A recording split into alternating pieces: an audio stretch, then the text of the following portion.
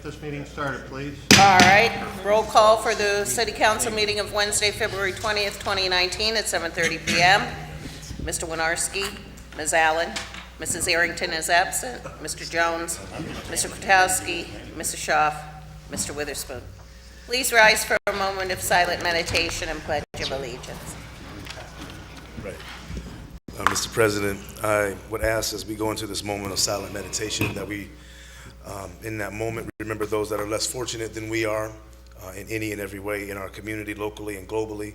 Remember those that have lost loved ones since the last time we were in these chambers.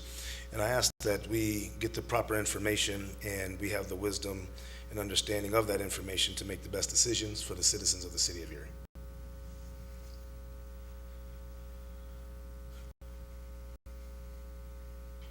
Pledge allegiance. I pledge allegiance to the flag of the United States of America and to the republic for which it stands, one nation, under God, indivisible, with liberty and justice for all. Approval of minutes from the City Council meeting of Wednesday, February 6, 2019, and bills for payment on February 15th and 22nd, 2019. Ms. Allen, Mr. Jones, Mr. Kwiatkowski, Mrs. Schaaf, Mr. Witherspoon, Mr. Winarski.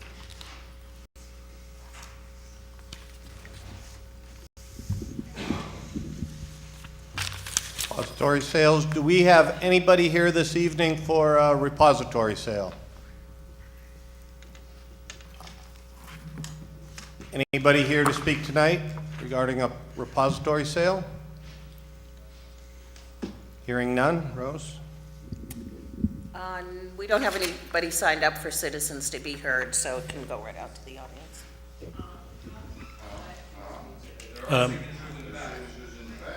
Mr. Chairman. On the agenda, Mr. Bibbs. Mr. Chairman. Yes. To the people out in the audience tonight, we ask you to speak into the mics directly or pull it down. We're having some technical difficulties until we get some new equipment tomorrow. So for the sake of council, so we can hear you and the audience can hear you, we ask you to please adjust the microphone so you're speaking directly into it and stay close to it so everyone can hear you, but not too close or you get feedback. Thank you.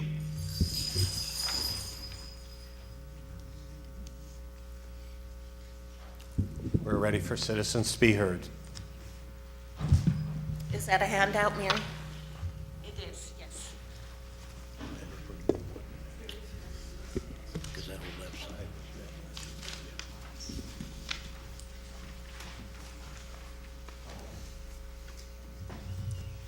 My name is Mary DiTullio. I live at 4356 Miller Avenue.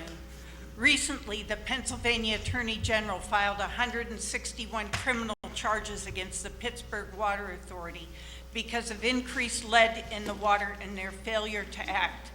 As I have shared with you and now the Attorney General's office, the Water Authority recently increased the amount of chlorine added to our water system. Science now knows that the chemicals utilized in water fluoridation have a sinister biochemistry with other metals and pollutants in water. Whenever they are combined with any disinfectant chemical, such as chlorine, they have a synergy that multiplies the toxic impact of each, as well as increasing the amount of lead and other metals in the water. An analysis by Penn Environment Research and Policy Center gave Pennsylvania a grade of F when it comes to preventing lead in the drinking water in the Commonwealth schools. I have told City Council several times about the dangerous health effects of water fluoridation and have provided you over 300 medical research articles as proof. I have shared that the Erie Water Authority adds hydrofluorosilicic acid, a hazardous waste product, a known neurotoxin, to our water, disguised as protection against cavities. Actually, recent research estimates little to no benefit from water fluoridation, and that may be why LECOM opened a dental school, because if water fluoridation really worked, we would need fewer dentists, not more. The material safety data sheet classifies hydrofluorosilicic acid as a hazardous product. Yet we are supposed to believe that it magically turns into something that is safe and effective when added to our water. It is well documented that the chemicals used in water fluoridation trigger a myriad of health problems, such as ADD, ADHD, and dementia, as well as affecting the conscious will to act. Water fluoridation harms the thyroid, heart, kidneys, and bones.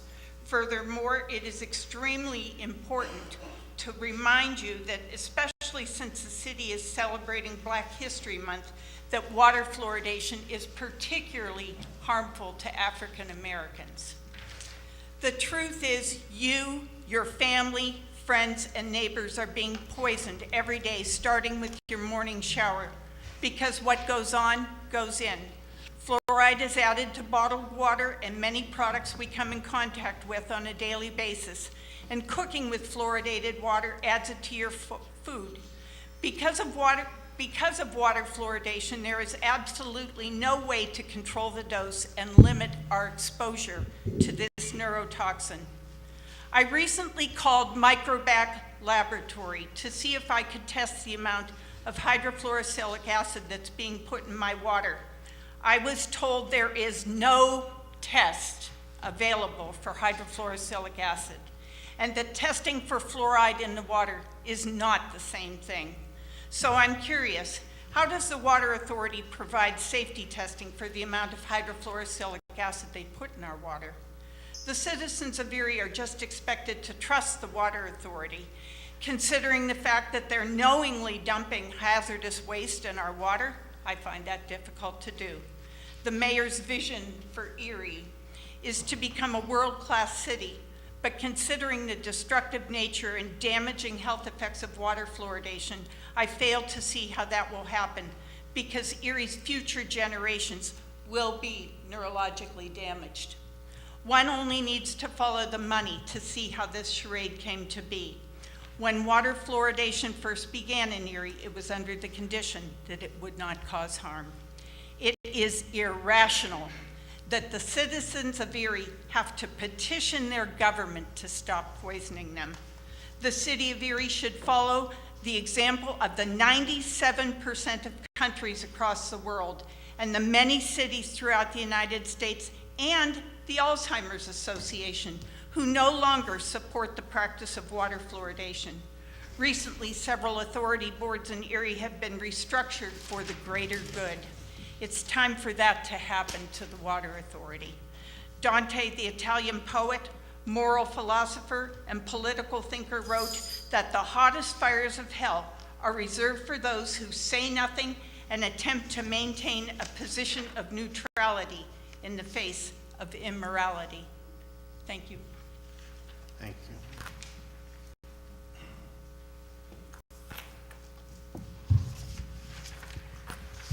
Greetings. My name is Tom Staszewski. I live at 150 East 36th Street in our beloved city of Erie.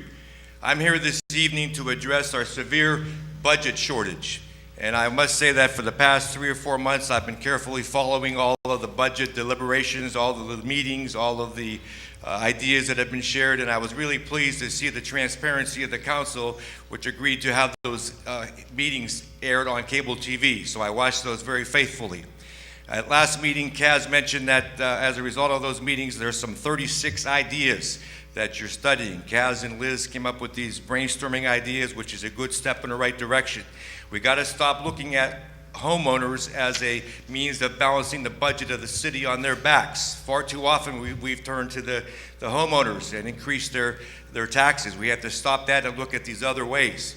As we approach the future of this city, our greatest tremendous asset, I believe, still to this day is the Bayfront. Unfortunately, a lot of the Bayfront has been wasted with buildings that we didn't need and we don't need and are not being used and are not being taxable. Why is it that we have all these developments that are free of any taxes when this city and the county and the school district badly needs revenue? So not to rehash any old issues about those hotels, but I'll get to that in a moment. My main theme is to look at the developments of McAllister Building. We're finally getting rid of that eyesore, and now there's going to be some potential for real estate development there at the McAllister site. Why is it that the GIF site is still vacant? When are we gonna break ground on that? I get this impression that authorities are sitting back waiting for some developer to come and to launch a GAF proposal site. So I'm asking tonight that council take a preemptive action, that council take a preventative measure, come up with some kind of proclamation, some kind of resolution, at least a position statement. No new tax-exempt developments on the Bayfront. Let's start generating some income from that. Anything that's put in McAllister, anything that's put over at the GAF site should be commercial, private sector, taxable, revenue generating. When we discovered that the Sheratons and the Marriotts were scot-free, the Times News reported that some $1.7 million in taxable revenue was being lost. The recent shootings there, what happened? They don't pay a nickel or a dime for any type of public services, but as soon as that shooting occurred, all of our police resources, all of our ambulances, all of our paramedics swarmed there.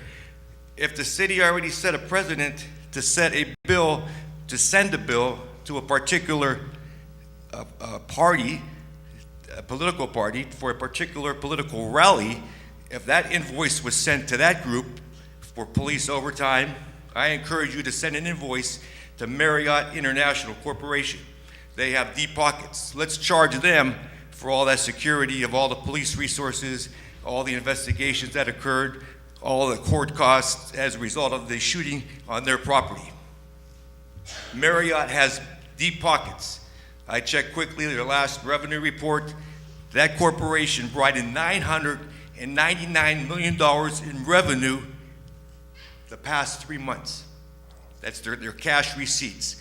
I didn't look at the profit and losses or anything else, but they brought in income of $990 million in 3 months. Let's charge them for those services down there.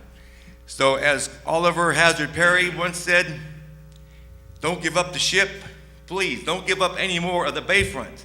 Don't give up the Bayfront. Let's turn that into some cash revenue, cash stream, taxable revenue for the city of Erie, for the school district, and for the county. And if we look at those ways of trying to get some more money, let's do some more brainstorming and look at ways to generate ideas to make this city move forward. So thank you for your time. Don't give up the Bayfront.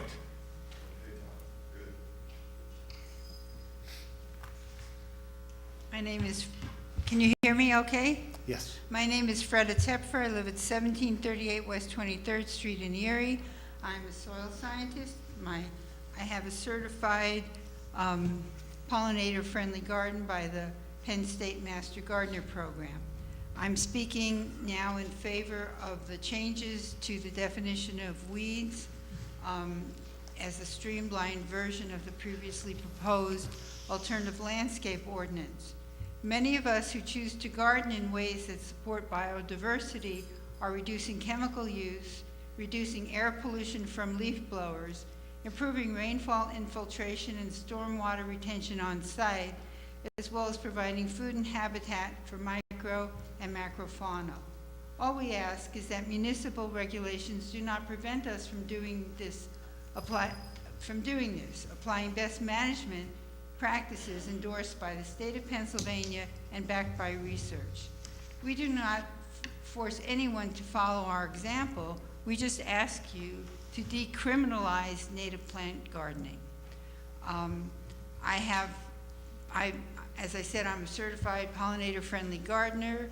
I went the extra mile of spending another $30 so that I could have a nice decorative sign showing people in my neighborhood why my garden looks the way it does. I've learned a lot from watching my garden. I've learned that the reason why there are little holes on the leaves on my lindera, on my spice bush, is because the bees are eating the leaves. There's nothing wrong with the bush. The bees are eating the leaves. It's their food. I have all kinds of bees and flies using the echinacea, the monarda. I have butterflies. I have birds. I do not use leaf blowers to vacuum or over clean my my beds in the fall because I'm providing overwintering habitat for the insects, and also the stalks of the various plants provide overwintering habitat for small insects, as well as I still get a lot of juncos and things coming and eating the seeds that I have available. So my garden is providing biodiversity. It, like I said, it improves stormwater infiltration and retention on site, and I don't use chemicals, and I don't, when the people are using the leaf blowers in the neighborhood, it's actually hard to breathe from the pollution. So I really encourage you to approve this item which is on your agenda. There really are not problems associated with it. I get moles in my garden, and I love them because they turn over my compost and they turn over the soil. I'm glad that I have moles and that I have chipmunks and other things that enjoy my garden. I also want to encourage the city to be vigilant as Erie Events moves forward on their proposal for the Warner Theater. They're proposing a huge video screen where they're going to put up a new building at 9th and French. And I've heard claims from them that they are exempt from the city's ordinances because it's a state-owned facility. Representative Mirsky told me that the state is kind of turned over the design and the whole project to Erie Events. So I'm concerned that this could fall into a black hole. Many of us are not comfortable having a large video screen in the areas where we walk and drive by. And this is a poor precedent to set. Please do not allow this to happen. And one more thing, Tom, I would agree with you. Let's leave the port alone. Let's not have more construction at Dobbins Landing and Liberty Park. That's not going to be tax producing, and it's also going to degrade the environment for those people for whom that's their backyard. That's their accessible nature. That's their place to go fishing and walking. So please don't let the port degrade that part of the bayfront. Thank you. Thank you.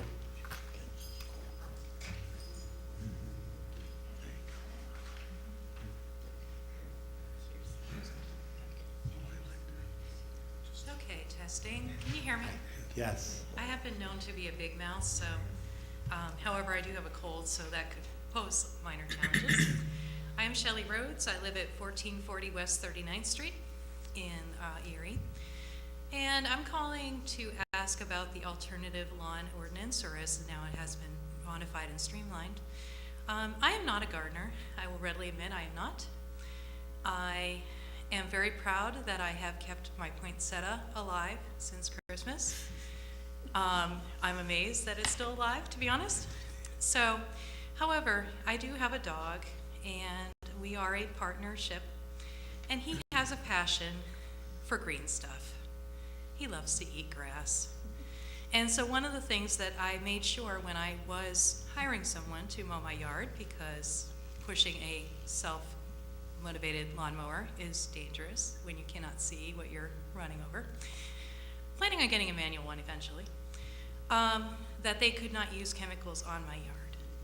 I have been in places where True Lawn has been used, and one of the things that the vendor has told me as soon as I've come out of the building is get your dog off the property, get over to the right side, it's not safe for him.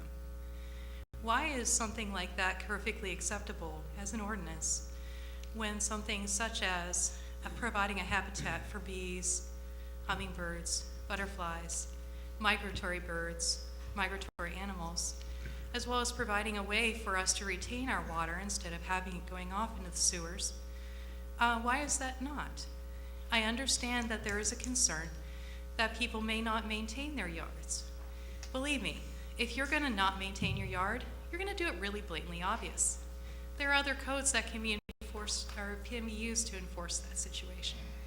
If they are planning on using a native plant garden, they can probably tell you all about it if you ask them. They probably know exactly where all their plants are, why they're planted, and so on and so forth. If this is something that is important, a lot of cities have changed the way that they do their landscaping. Arizona, for example, and Phoenix, for the longest time, wanted green lawns, mowed lawn. Not a very smart decision in the desert, right? Well, wouldn't you know it, they decided, hey, we'll give you a tax break if you actually use desert landscaping in your yard. AKA, cut down on the water use, cut down the chemical use. Life was good. We should encourage this in our area as well. We are trying to maintain the urban forest, reduce runoff, reduce chemicals that are going into the lake, and also promote a more positive and healthy environment. Encouraging us to do that with the ordinance is a very important thing. I also want to bring up the fact that one of the main concerns is about pests, particularly woodchucks. Oftentimes, woodchucks prefer disturbed areas. They like nicely mowed lawns or edges. They like common areas between fences. They're not particularly fond of thickets or growth areas. They tend to avoid them. The other positive thing is that when you have woodchucks, you also have woodchuck predators. If you have the one, you have the other. If you don't, you don't. Again, there are ordinances in the city that allow for code violations. I don't believe that having a lawn that is 12 inches of grass or less is any better than having a lawn that is full of sunflowers, goldenrod, and other safe plants for my dog to chew on. Thank you. Thank you.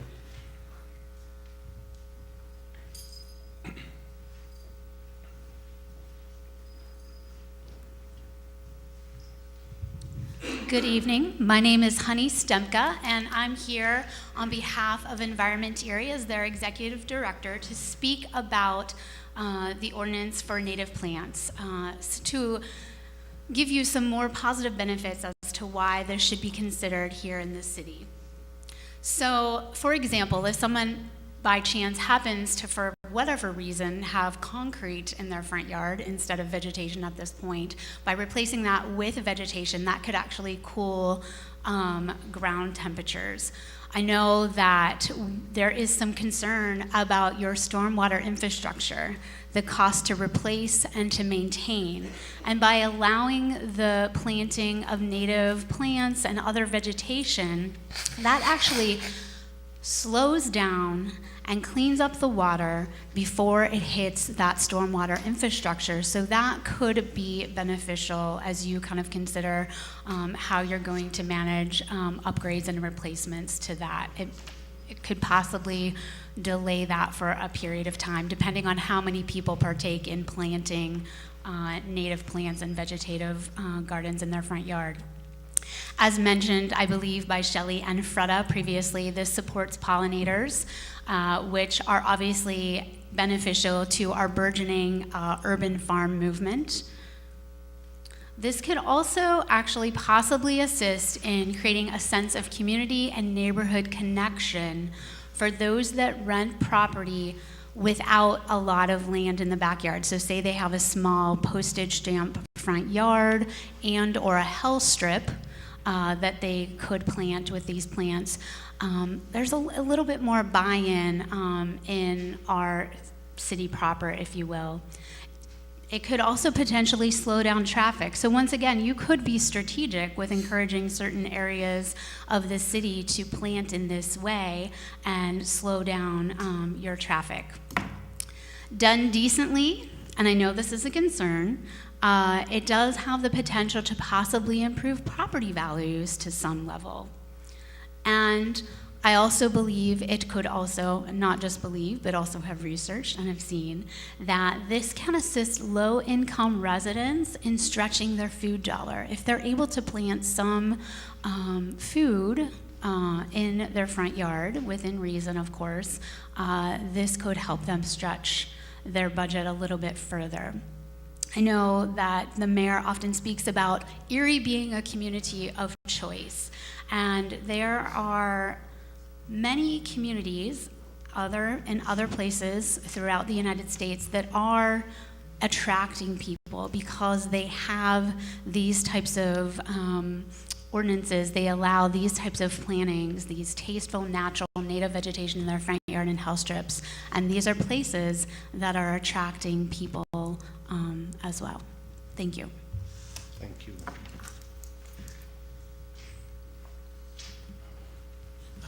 Good evening, City Council, Mayor, and others. A few things I wanted to touch on tonight. Mr. Trott, can you? Oh, Adam Trott, Thank you. 531 West 6th Street, second floor. Thank you. Thank you. Thanks, Jim. There are some interesting trends going on that Erie could certainly become a participant in. One of them is Hartford, Connecticut just passed a zero parking requirement ordinance in order to foster a better living environment in their city by the city residents of their city, and they love it. They've been working on it for several years. It's not something that they threw out there and said, let's give this a shot and see what happens. They edged into it to see if it would work along the way, and now it's fully official and in place, and they love it. We really need to work away from the auto-centric thinking that's going on here in Erie.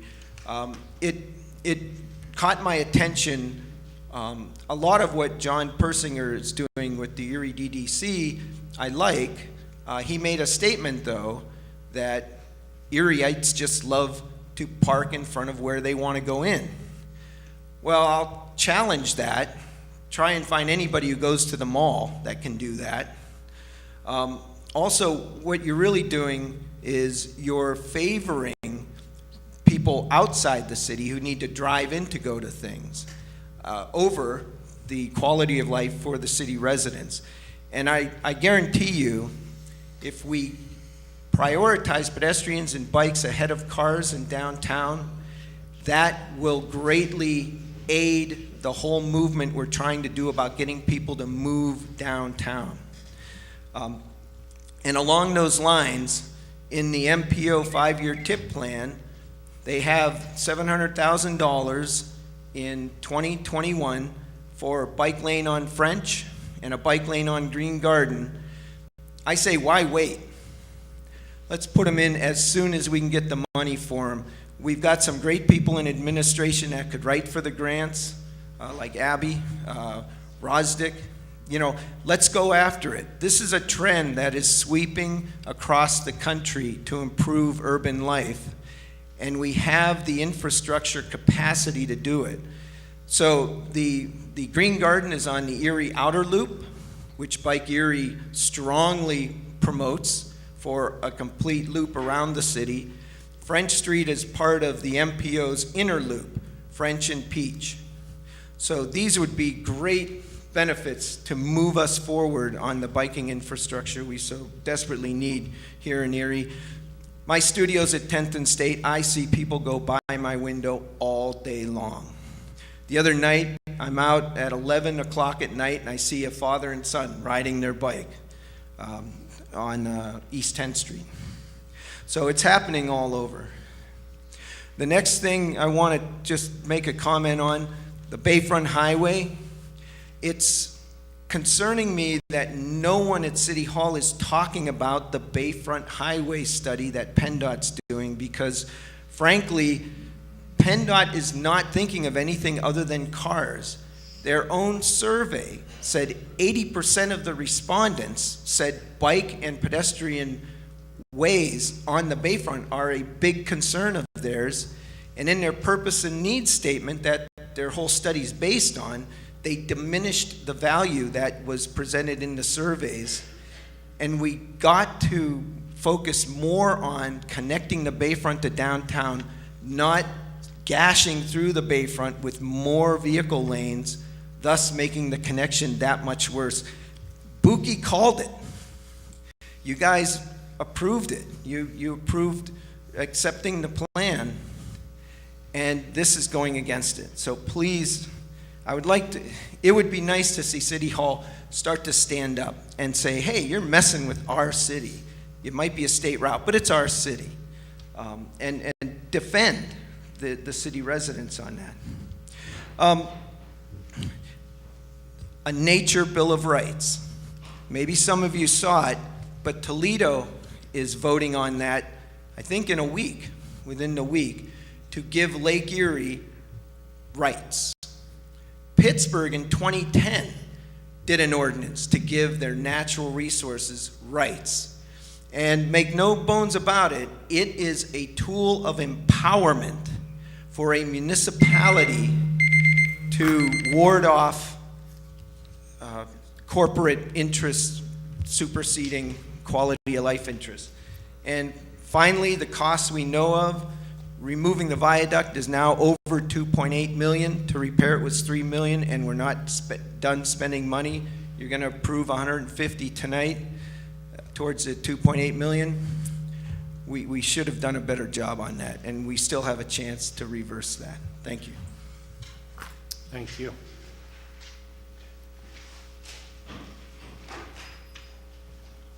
Good evening. Good evening. My name is Howard Bibbs. I reside at 2931 Chestnut Street, Erie, PA. I'm here for Chapter 2 on the school district. Reading from the November 2018 newspaper, where it says something about the state-appointed financial administrator, Charles Zogby, and the aim Polito has to keep the kids warm, safe, and dry. Now, if this gentleman is state-appointed, why is money coming out of the school budget to pay him? Because that's what the news said, that he was getting $125,000 a year. His year being up, but who's gonna leave something sweet that's going on here in Erie? Why leave? So he's not leaving. He'll be here just as long as I'm here.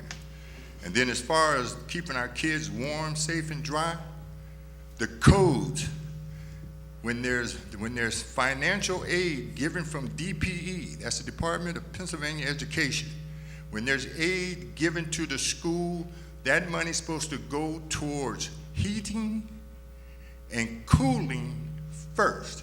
It's not supposed to go towards giving people raises or taking these little trips or whatever. It's supposed to go towards heating and cooling. But every time these people want to get some money out of our residents here in Erie, they always bring our kids up, keeping them warm, dry, and all that. That's bull, but we keep going for it. We keep falling for it. I think somebody up there needs to give me a whistle. I need a whistle. I'm about to blow it. Pedro Riviera, Secretary of Education, State Board of Education, Dave Volkman, and others' name I have. I'm about to construct a letter of myself. I use the word constructed versus crafted, because crafted seems kind of sinister. I came here and I spoke about Public School Financial Act of 1994. They don't care about it. I spoke about the school codes. They don't care about it, but the school code said heating and cooling first. I even spoke about home rule charter when they changed the taxing date. And if you remember, Banham put out a letter saying that the Pennsylvania state law stated that they were out of cycle. They're not under the home rule charter. You got to be under the home rule charter to be changing dates. The only people I think is under the home rule charter might be the county. I'm not sure, but it might be the county. Everybody else around here is not under no home rule charter. So that man lied. He lied. I'm getting tired of these people lying. Then, once again, Sunshine Act. It states that when the school is deliberating, making pertinent decisions about what they're going to do to our schools, the public is supposed to be allowed to sit in on those meetings. Only thing they do is this. They have the public to come in, give you 3 minutes to talk.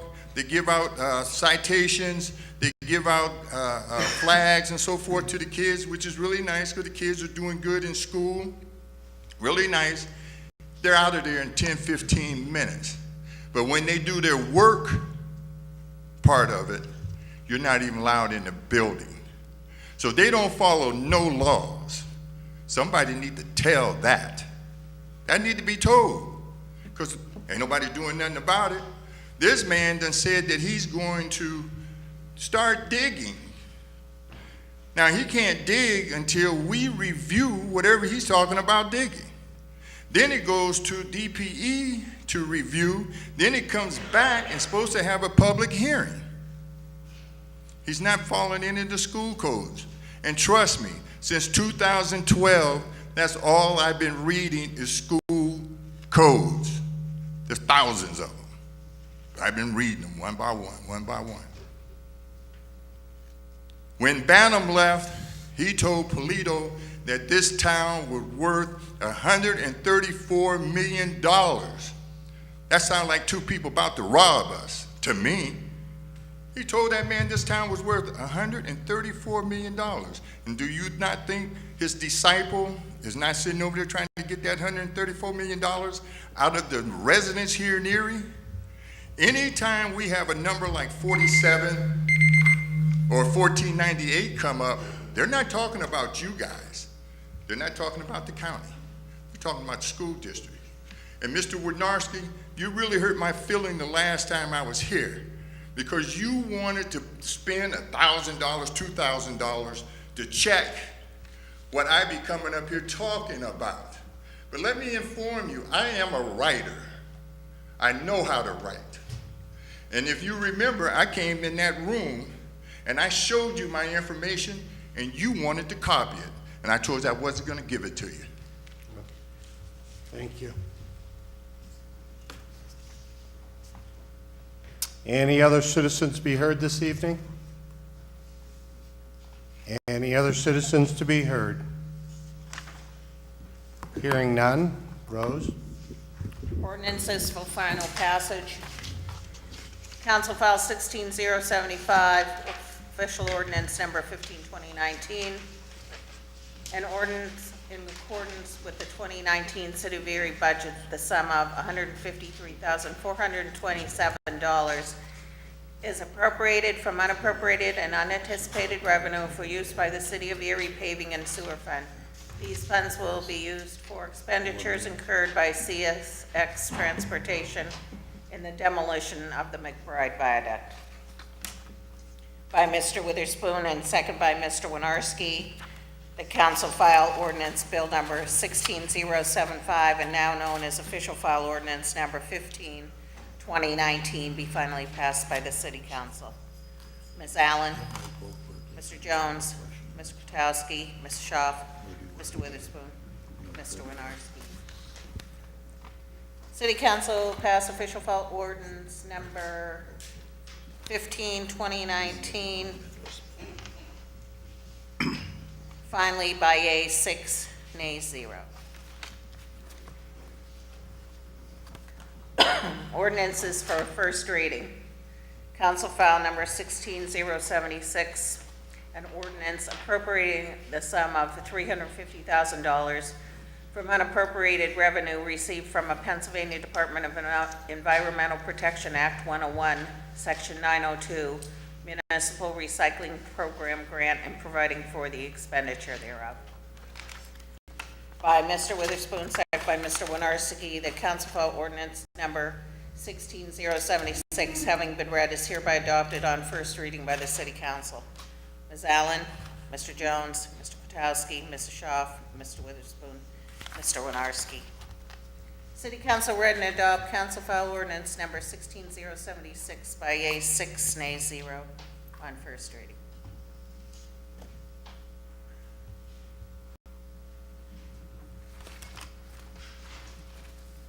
Council file 16077, an ordinance in accordance with the 2019 City of Erie Capital Fund budget, the sum of $100,000 is appropriated from unappropriated and unanticipated revenue for use by the City of Erie. These funds will be used for expenditures incurred by the police department for the purchase of motorcycles. This money was donated anonymously for this usage. By Mr. Jones, seconded by Mr. Witherspoon. The council file ordinance number 16077 having been read is hereby adopted on first reading by the city council. Ms. Allen, Mr. Jones, Mr. Kwiatkowski, Mrs. Schaaf, Mr. Witherspoon, Mr. Winarski. City council read and adopt council file ordinance number 16077 by yea 6, nays 0 on first reading.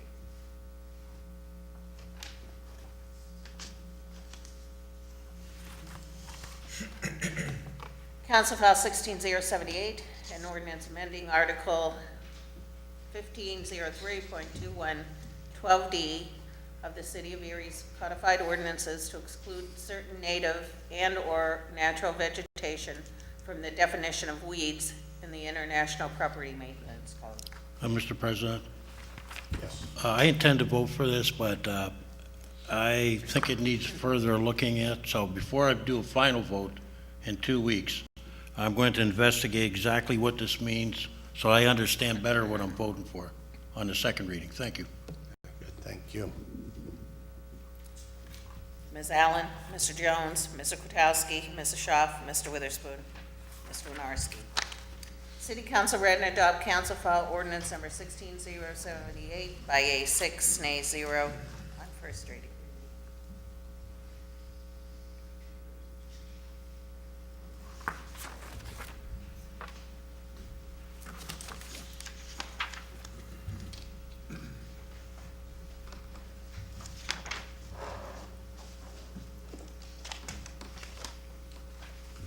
That'll take us into new business.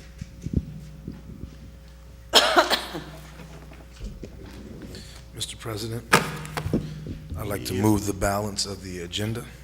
I'll second it. Do we have any separations? I'd like to separate number 3 under new business.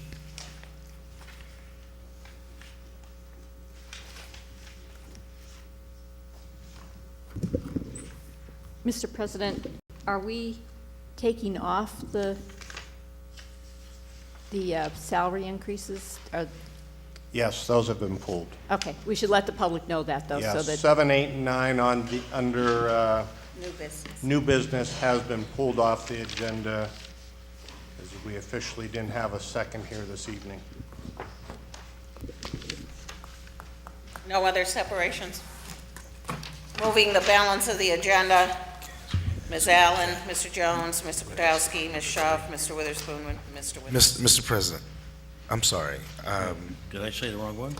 Did you pull one? What did you? Yeah, I pulled number 3. 3? Okay.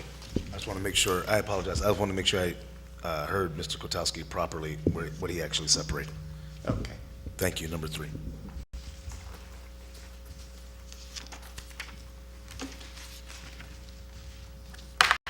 By Mr. Jones, second by Mr. Kwiatkowski. Resolved by the Council of the City of Erie, receiving a request from the City Planning Commission that City Council approve amendments to the City of Erie Zoning Code Official Ordinance Number 80-2005 as follows. Number 1, amend Section 204.14 RLB Residential Limited Business Use District to add eating and drinking establishment and limited retail business uses to the permitted uses list. And number 2, amend Section 205 lot, yard, and height requirements to increase the maximum height structure feet of 35 to 45 in the RLB use district, and authorizing and directing the city clerk to advertise notice of public hearing to be held before City Council on Wednesday, March 20th, 2019, at approximately 8:30 p.m. in his City Council Chamber, 626th Street, Erie. Discussion? Mr. President, even though I second this, I'm a little confused. Maybe the solicitor can explain it to me. Are we, if we're having a public hearing, is it on the number 1 and 2 items? It is. Why would we be voting then on approving the amendments before we had the public hearing? You would not. You have a resolution. It's going to require an ordinance to change. You have to have the public hearing before you could make the change. Yeah, but it says to approve the amendments. To move, well, I understand what it says. I mean, it would be to move forward. You do not have the ability to change the zoning without doing an ordinance, and you Okay. can't do an ordinance until you've had a public hearing. Could we change that nomenclature, that lineage? To me, it sounds like I'm approving something before I've had the public hearing. And I am a reasonably prudent man, and my English is not the best, but, We've always done it that way, but if you well, want just to because we've change it- always done it that way doesn't mean that, Well, I mean, you the know, to wording has approve it. always been understood and okay before. to approve it means that, You're approving the fact that you're going to have a public hearing for these matters. Okay, then, then instead of saying approve the amendments, how about to approve the hearing concerning the amendments? We can do that. No objection. I don't know, am I the only one that sees that? I don't know, maybe I'm wrong.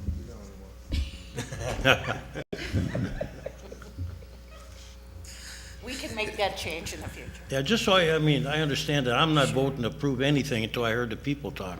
You are not. But I just think the language is not the best. I know lawyers have their own thing, but accountants have a different one. Kaz, I'm just joking with you. Kaz, that was written by me, not. Okay. Here I thought our solicitor approved everything. Far from it, but we all inherited it. That's just the way it's always been done, so. Okay. But I that have no doesn't mean it's objection. always right, though. I have no objection to changing it. I could live with the current language as well, so if we want to change it, that's fine. Yeah, I just think, it should reflect more what we're doing, but as long, I understand, so I'm okay with that, but I think in the future, come up with a better term. Because I don't want to approve anything before I hear from the people. You can't, so. Oh, we're good. Okay, Oh, but that's what it looks like. I will take the steps to please you, I promise. We'll get it. so Okay, it thank you. works better. Thank you. Taking after you, Liz. All right, roll call. Ms. Allen, Mr. Jones, Mr. Kwiatkowski, Ms. Schaaf, Mr. Witherspoon, Mr. Winarski. We do have a waive rules tonight, Mr. President. A late entry by the administration. It's a agreement for the McBride Viaduct removal project. Voting on waiving the rules. Ms. Allen, Mr. Jones, Ms. Kwiatkowski, Ms. Schaaf, Mr. Witherspoon, Mr. Winarski. By Mr. Witherspoon, second by Ms. Schaaf. Excuse me. Resolved by the Council of the City of Erie, whereas the mayor and city controller have previously been authorized to execute all required agreements to date with the parties as required for the bridge McBride Viaduct removal project. And whereas the project now requires additional coordination and agreement with the railroad at the above grade crossing, that the mayor and city controller are hereby authorized to execute and award the construction agreement between the city of Erie and CSXT for the flagging and construction engineering / inspection services for the city of Erie demolition of the McBride Viaduct over CSXT. Estimated costs for construction services are $153,427. Cost sharing is 80% federal, 15% state, and 5% municipality. Ms. Allen, Mr. Jones, Mr. Kwiatkowski, Ms. Schaaf, Mr. Witherspoon, Mr. Winarski. That'll take us to committee reports, Mr. President. Tonight, we'll go with Mr. Jones. Thank you, Mr. President. I have no report this evening. What the heck? Well, you caught me by surprise. You're up. I mean, I could You caught me take a too. moment. I could take 4.5 minutes if you like. I'll be brief. We had quite a busy week. We attended the Water Reserve meeting, the committee, along with Mr. Witherspoon. The fund, as many of the funds, the pension and everything, had kind of a rough end of the year, but due to January, the recovery took care of most of the losses. So we're back on track, and that fund is doing very well. We also met with the investment committee of the aggregate board and also the aggregate pension board on their quarterly meeting, along with the treasurer, the controller. And that fund is also progressing very well. It got through the bad fourth quarter, and it's doing well also. Attended the police pension meeting, and that fund is also doing very well, and the board is functioning properly. And I also had a chance to attend the parking authority meeting. They're still in a little disarray, but they're still doing their job, and I thank them for their service. They've done a lot for the city. over the years with large projects, and they're in the middle right now of, it's progressing well. The major overhaul of the parking meters and the modernization of them, and that's going very well. The new director is working into the job pretty good. They had a little accident over the other day. One of the kiosks got knocked over by a plow. So I think before the end of the year, I think we as a council need to address the issue of plowing on all levels, private and public, on, how we control and set up some ground rules so these accidents don't happen. That's my report. Thank you, Mr. President.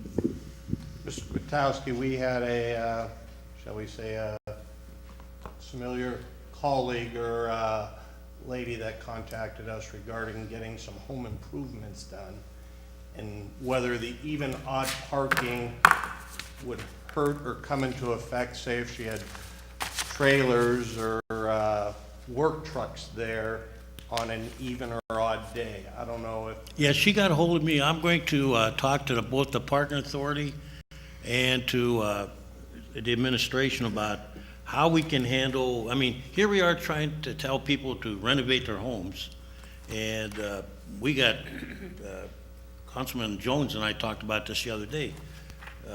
We have trash bins all over the city, on public ways, sidewalks. There's even one behind Channel 12, and when that's part of a project, whether yeah, you're... and I think we got to look at it. Miss Ellen and I talked about it earlier, about, looking at how we can come up with a fee that if people need to have a parking permit temporarily in front of their house so that the workers can be there, I think we need to look at that. Because she has a project that's obviously going to add something to the city, in long term, and she did call me, and I'm going to take care of it. Okay, keep me, Yeah, please keep I'll me... keep you in the loop, and I'm going to call the director tomorrow of the Park Authority and talk to the administration and police department, see if we can work out something, or the traffic engineer. It's in a residential area, Yeah. and having home improvements done, and what we're trying to determine if these trucks are parked on the wrong side of the street with a boulevard involved, if they're gonna get ticketed or not, if there's a, shall you say, a clause in the parking that if construction work is going on, or just say a Verizon van is parked doing work on a pole or something or other, that vehicle isn't ticketed because he's parked right there. There has to be some type of clause, I believe, when new construction or Yeah. remodeling or something is being done in that said neighborhood. Mr. President, so I'll work with Mr. Kwiatkowski on that in relation to the police department, and just kind of getting a back way into a thing I did want to mention in the report. Is I will be setting up a meeting with the police department. Oh, great. The chief and some of the leadership in the department in the very near future, so that is something we might be able to put on the agenda as far as enforcement in partnership with the parking authority as well, so. Good. Thank you. Thank you. Thank you, Jim. Thank you. Ms. Allen? Me? Sure. Okay. I have, I think, 5 things here to talk about. I think it was a week and a half ago, I attended a lunch. There were members of the administration there at Gannon University and learned about the university's new IHAC program, which will have majors in cyber engineering, cybersecurity, and how that fits into different things that are happening in Erie in terms of innovation and making us a hub for cyber jobs and industries. One of the interesting things was to hear Dr. Taylor talk about why colleges have to plan ahead to deal with changing demographics. There's a shrinking market of students, and this isn't just colleges in Erie that will be affected. There's colleges across the country are wondering, what are we going to do now that we have a smaller market? So Gannon is looking ahead for public-private partnerships. There's the possibility that what they are calling the Night Tower, which is the old GTE or Verizon tower there, could be part of a data center. It was just really interesting to see how an urban university is fitting into a lot of the really good things that are happening in Erie. I attended the Blighted Property Review Committee, and Mr. Bibbs came to that. He's on the committee now, asked some really good questions, which leads me to say, and I also went to the Neighborhood Growth Partnership meeting and the Land Bank meeting. And I think it's time we start having some conversations with these various groups to see how the actions that they do or their responsibilities fit into the comprehensive plan. For example, Erie Refocus recommends that we establish a housing court, so you don't have people being cited at various district justice offices. There can be unequal treatment, or sometimes somebody gets a fine and then they don't follow through on it. But I think the housing court is one thing we haven't really talked about since Erie Refocus came out, so I think we should probably think about that again. I was part of a panel discussion at the Jefferson Society on stable governance. This is Diane Chido, who used to work at the War College in Carlisle, Pennsylvania. She's, I think, an Erie native. And she came to talk about something which sounds kind of academic and heady, about how when you're looking to stabilize war-torn countries or countries, what happens? How do you get to that point where everything's in an uproar and you actually become stable? Can you apply those lessons, say, to the city of Erie? She wasn't saying that we're in a war zone, but she was talking about a lot of the chaos that we've gone through and a lot of the good things that are happening here. She's very interested in data and also making sure that we have good communication. She said, having come back to Erie, she was somewhat confused about where the various economic development agencies are, for example. And that kind of led me to be thinking about the housing issues with, and Mr. Bibbs was asking questions, how does something get to be on the blighted property? How does it get to be deemed blighted? I had an email from somebody who wants to, says that there's a property that might be demolished which has great craftsmanship inside. He thinks it can be saved or rehabbed. So we need to keep those conversations going and also figure out who's doing what. I mean, Kathy Schaff and I went to a program on land banks sometime within the last year, and we found out some really neat things that the Tri-County Land Bank in near Allegheny County is doing. It's not just about demolishing properties, it's also about finding ways to put some of those properties back into productive use. So anyhow, I'd like to continue pursuing that. I attended the Mayor's State of the City address at Barron. That was just last week. It seems like a long time ago. Anyhow, it was really interesting because there were people from Barron, but people from other places who came, including, I believe it's a Barron professor who rents in the city of Erie. And he said, you talk a lot about homeowners and the property tax burden, but don't forget the renters. He mentioned what it's like to be a renter, and then you have the rental inspection. He said, the landlord gets notice that the rental inspection is happening, the tenant doesn't. Just interesting. So it was a really good discussion, but it also was good just to hear from another perspective, somebody who's renting, who is contributing to our community. Two last things. I went to the Sewer Authority meeting yesterday, and we had a good discussion afterwards with Tim Humrick, I don't know if I'm saying his name right, the Industrial Pre-Waste Coordinator, who talked to us, explained about the legal ad that was in the paper a couple of weeks ago that might have alarmed some people about some businesses being out of compliance. Now keep in mind that the enforcement action, there's enforcement actions against Erie Coke, which are separate from this, but the businesses that were listed as being out of compliance, that's a yearly requirement to put that in the newspaper, and then the wastewater treatment plant person makes sure that they come back into compliance. And if anybody has any additional questions about that, I can direct you to the right person to find out about that. And I did want to, and I know I'm risking being controversial here, but I am bothered when we hear that we are poisoning people with fluoride. And I was Googling Elizabeth Berkey.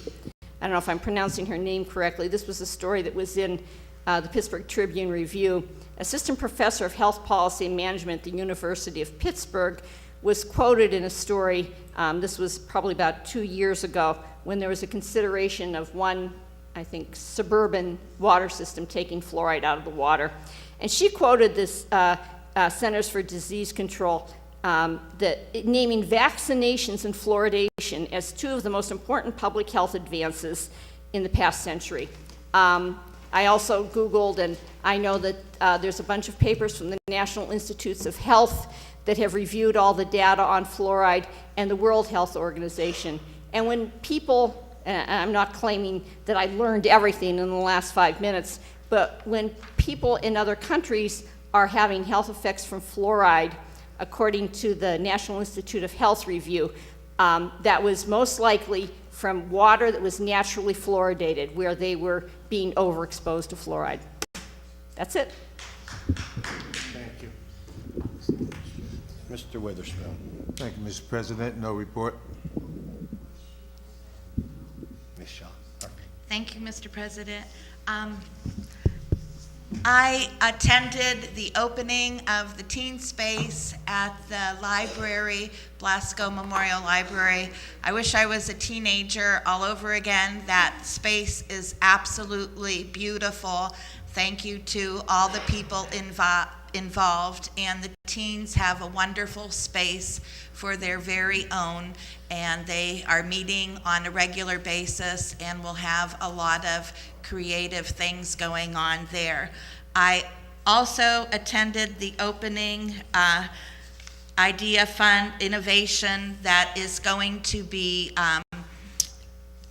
applications are accepted from March 4th through the 22nd, and this competition is open to anyone 18 years and older whose product idea can be manufactured in the Erie area, and the applications are found at www.ideafunderie.org, and that starts March 4th and due by March 22nd again. So that is a $10,000 winner if you can come up with something that would be great that Erie can manufacture right here in Erie, Pennsylvania. Last night I was at the HRCA meeting, and they're focusing on education and research. And again, anyone having a housing concern, employment concern, they want you to reach out to the Human Relations Committee. I also am the liaison for the City Planning Commission, and I'm very excited about the project that is up for the Erie zoning to do that we are discussing. That's going to be a wonderful thing. I'm very excited about that. Positive, positive, positive. Mary, I did take your concerns to Mr. Wojtek at the Erie Water Authority when you had contacted me, and he assured me that he knew about the Pittsburgh situation and that the Erie pipes are different than the Pittsburgh pipes, and he assures me that we're okay. I want to thank everyone who is out in the audience today. Thank you for coming and being interested in what's going on in city government. Next week is Read Across America Week, and reading is so important. As an educator, I just can't tell you enough how important reading is, and to get the children interested as early as you can. People read to their children in utero and all the way through. And I think it's almost like a generational thing. My mother was a reader. She got us interested. We took kids around the neighborhood. We would walk or ride our bikes to the library, and then I passed that on to my children. I took them to the library for their little projects and story time, and they got their cards, and now my daughter takes her kids to the library, and you know, I just can't stress the importance of reading, and continue to do that. We have a wonderful, wonderful library, and it amazes me how I talked to some people and they said they've never been to the Blasco Library yet, and I'm like, oh my goodness, you've got to go down there just for peace of mind. It's just a beautiful place to rest and look out on a winter day and just surround yourself with peacefulness of books. Always have loved books. So thank you, Mayor Joe Schember, for putting up your dukes last night. It was for a great cause. Thank you. I went to the CDBG meetings yesterday, and the City Mission was one of the people asking for money, and all the other people that are for the CDBG funds, nonprofits helping Erie out. It's just a wonderful thing. There are so many motivated people that want to make Erie a better place to live. Mr. Stashewski, you considered the McAllister Building an eyesore. I really love that building, and I'm going to hate to see it go because I saw potential there, but it never came into fruition. But everyone sees things in a different light, and that's the whole thing that makes a world. Eyesore to some, beauty to others. And I mean, just that's for everything, the law and ordinance thing. I mean, we all have different likes. That's what makes the world go round. And just being able to talk about them, share your ideas, you know, we're not all going to agree, are we? I mean, that's just the nature of the beast. So, but it's a good way, public forums, we listen, we talk, we discuss, and the most votes gets it. Anyways, thank you, everybody. Have a great day. Thank you. I'll be brief. For the citizens that do come, definitely appreciate your input, your ideas, your thoughts, your suggestions. Some things we can definitely try to help with. Some things are totally out of our control. When people bring literature to help us do some of the legwork of finding it, that helps. If you don't, all due respect, if you don't want to give us that literature, you did the legwork, I appreciate that, and you don't want to help us to try to be a part of the solving it, then it makes it tougher on our end. I know we do get some school district issues, and a lot of them Mr. Bibbs brings up are very legitimate. I definitely hope he goes to the school board meetings and to the school district to post those or let them know of those thoughts. But I appreciate any information you can pass on to us as council so we can try to do our due diligence as a team. And I want to thank the council we have here and as well as in the past for the liaisons to the different authorities. You guys, really, it takes a lot to do what you guys do, and I appreciate, and I'm sure the administration appreciates our due diligence when we have the time and get to things that definitely need to be addressed. So I thank you for that. I do want to say we are going to get back in the LERTA conversation again committee. We're setting up for March next month, which we had a little all hill over budget time, but it's a very important issue that really affects the good of the city and how we move forward with how we present this LERTA and where we go with it. You know, the Bayfront's going to be the hot topic, but at the end of the day, we got to come up with some solutions and what we all feel is best for the city of Erie and the citizens of Erie. The last thing I had, whoever the anonymous donor was of $100,000 to the city to put towards our new motorcycles for our police department. Thank you, thank you, thank you.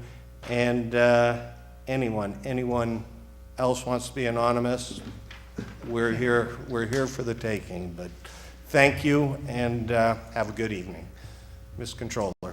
The only thing I wanted to let council know is that we started working on the state report, and that is due to be completed by March 31st, but hopefully in the next couple weeks it will be done and sent to the state.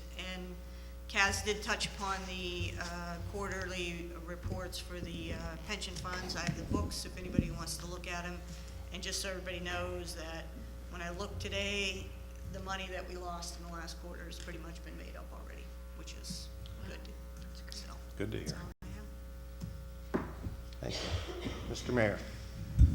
I'll be brief also, but as you all know, I think we had 13 positions open on authorities, and we kind of put it out for anyone that was interested. We had 235 applicants.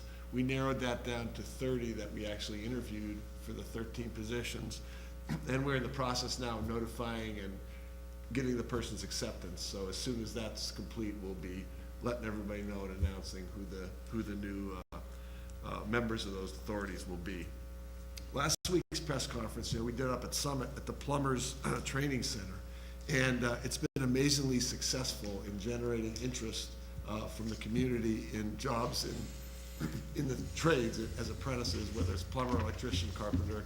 There's a lot of good jobs available there, and from what I've heard, they're kind of overwhelmed with the response. So I'm happy that that was so successful, and hopefully that will continue.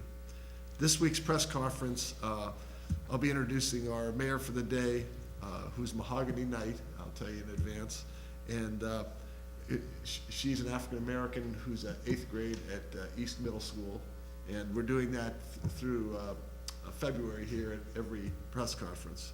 There'll also be 3 things related to economic and community development that we're talking about. First, we'll be introducing the new business development officer. This is the person that we replaced Brett Weiler, who moved over to the Chamber of Commerce. We'll also be announcing the winners of the flagship grant program. There's 9 winners there. I think we had about 37 applicants for that grant. And we'll also, and Chris Groner will be doing all this actually, he'll be announcing a new grant program that he's created for this year. All the grants, as I think you know, come out of the interest on the loan funds that he administers, so there's no tax money involved in that at all. And last 2 individual things, one is Edward Brubb Mayle, who many of you probably knew, passed away a couple weeks ago. I was at his funeral parlor on the 12th. He was 95. He was owner of Dispatch Printing and ran that for a lot of years. And my wife and I happened to buy his and his wife's home out in Frontier about 8 years ago. And also I had the opportunity to attend a 100th birthday celebration at the Regency. John Roback is the individual's name.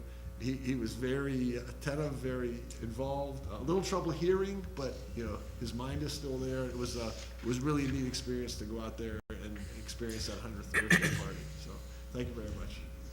Thank you, Mr. Mayor. Mr. President, quick question. I'm sorry. Yeah, first, solicitor. I have nothing. I apologize. that- You're the legal guy. I know you're ready to gavel.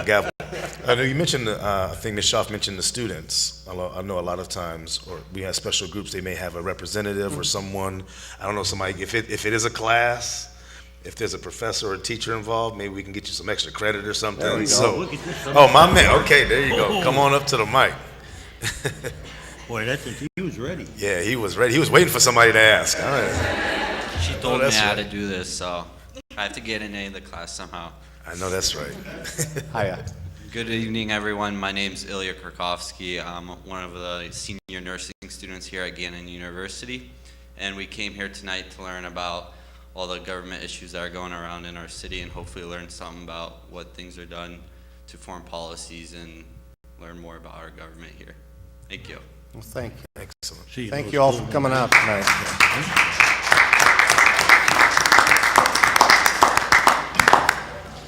I think we're good, all right, Rose? All right.